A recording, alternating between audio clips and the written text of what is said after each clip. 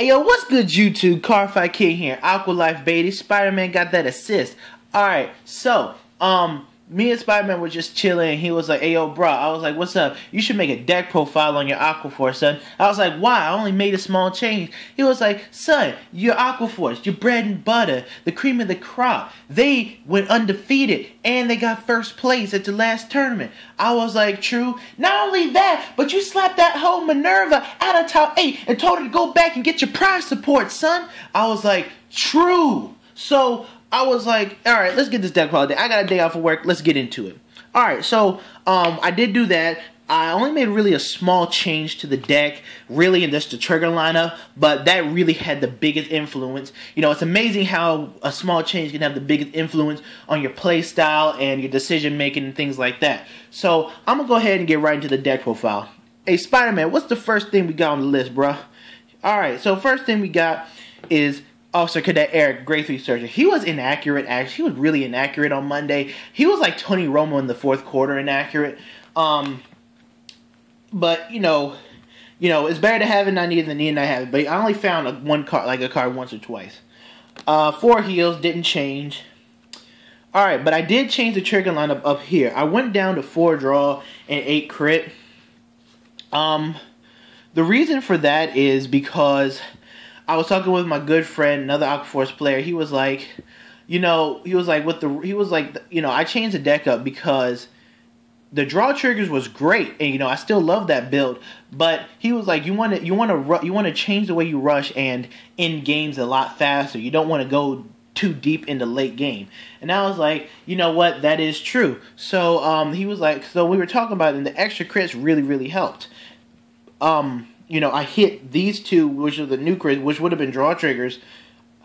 I hit them late in some games, and they actually won me the games rather than prolonging them with the extra draw. So I was really turned on by that, and she was actually the MVP of the day. I don't know how many times I used her to boost for pretty much the entire game until I was ready to make my Basil and title plays. Pushing for game. But the extra crits came in handy, especially when you hit a crit early, you put it on title, your opponent has to block twice or else they're getting hit with some crits. Just really good. But yes, it did change the way I played the game. Let's go into grade 1. Alright guys, grade 1, still got the 4 perfect guards, gotta have them in this meta. Still got the 4 wheel assaults. I was talking with him, we were talking, and I was like, hey, he was like, you should probably take it down for a Theo. And I was going to take him down for a Theo, but I realized is that, although I never use his skill all day, it's better to have it and not need it than to need it and not have it. And I just feel safe with him. Plus, he's a decent 7K booster, but I really do feel safe with him. And I feel as if the rush, even though I'm boosting for 20 rather than 21, the rush is still there, and your opponent is still guaranteed to drop 2 cards for for your Vanguard attack if they're trying to block late game. So he still comes in handy a lot. And again, I'd rather have him on the field late game when I need to use him than a Theo. Still running 4 of the Mercenary Brave Shooters. Again, I like the early game pressure from turn 1 on. He's a good poker late game, and early game he makes the grade 2. When you rush at grade 1 or 2, he makes it live, makes it possible. So really good card, and I actually like using him. And then 1 Penguin Soldier. I actually found him a lot today. I was able to call him to the rear guard circle, put a title in front of him, and was able to hit for 9, restand, swing for another 9. So really good. Alright, let's go on to grade 2. Alright guys, now as I told you, Malika the draw trigger, she was the MVP of the day, but she couldn't do it without her father. I don't know why I call him her father, but whatever. Basil was too clutch today. Just comboing him and Malika, I was able to hit a 13, a cross-ridden Dauntless reverse. I was able to hit 11K Vanguards to force out that extra shield that I needed, especially during my Tetra Drive break ride phase. He just really comes in the clutch, and early game just making a column with him and something else, getting off those 3 attacks, forcing your opponent to decide whether they want to block or not, and if they don't hit triggers, then it's like I'm getting in 2 guaranteed attacks. It's just, he is just too key to the deck, and he is one of those timeless Aqua Force cards until he gets replaced by Starless in the Legion set. You know, he is just really a timeless card and is really good in any Aqua Force deck. I'm going to make a video on him too. Alright. Finish up grade 2. Still got 4 Twin Strike Brave Shooters. I'm really glad I made that decision a while ago to switch from the 10K vanilla. He comes in clutch late games and early games, you know, with the 12K and whatnot. So, really good card. And then, probably the most staple card in any Aqua Force deck, 4 Tidal Assaults. You gotta have him. You put a trigger on him, your opponent has to block twice, or they'll take a damage, and then they're gonna have to take another damage. You know, as long as you're boosted or whatnot. So, really, really good card. Late game, beautiful. Early game, like I said, I was able to rush with him early game and put like a 5K shield, whether it's a trigger or the penguin, just put a booster behind him, and he'll be hitting on that grade 1, 2 twice. So really, really good card. Plus, again, Malika knows how to support her men, and was able to boost him up and help me clinch a few games. All right, let's go on to grade 3. All right, for grade 3, you know we always start out with the clutchest. Diamantes, man. I saw him a lot yesterday, actually, believe it or not. I saw him late games, I saw him early games, but when I needed to see him, I saw him, and in the finals, my opponent did not cross-ride Dauntless Reverse, and he was able to force out that extra shielding I needed, especially when I was rushing him, you know, early rush, because I had all my grade 3s in hand that day.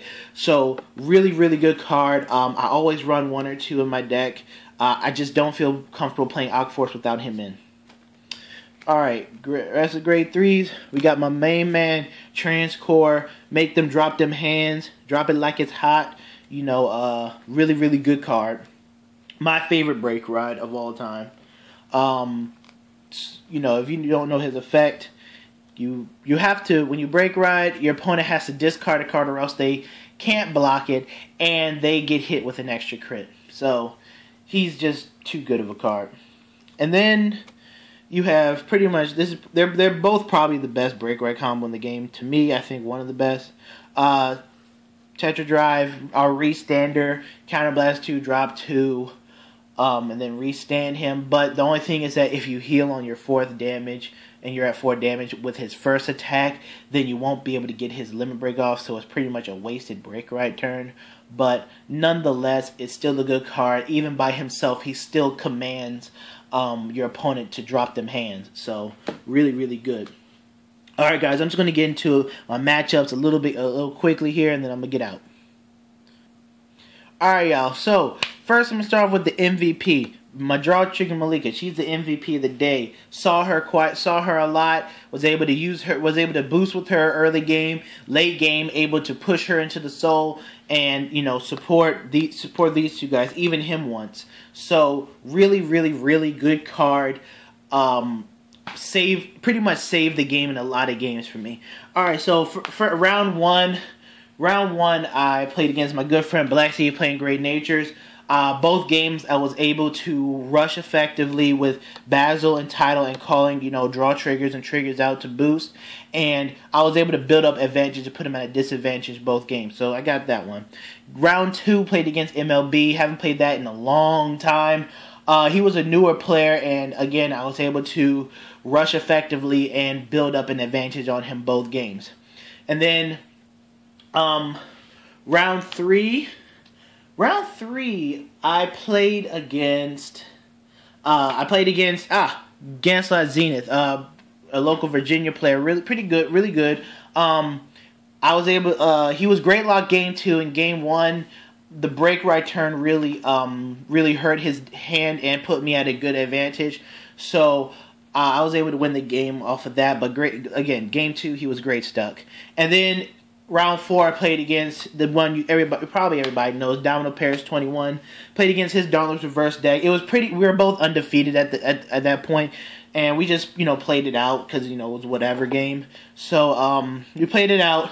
both, I think it went 3 games, and it was all really good games, but I ultimately took it in the end. Again, Malika, the draw trigger, came in really clutch.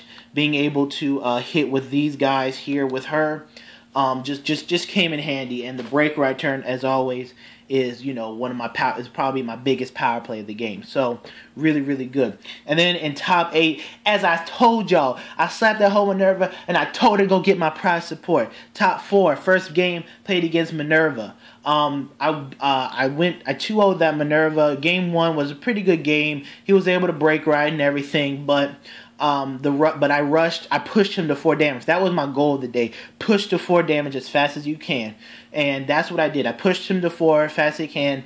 He was at a disadvantage, and I was able to take it from there. Then game 2, he was grade stuck, and so we really couldn't play Vanguard too much, but yeah.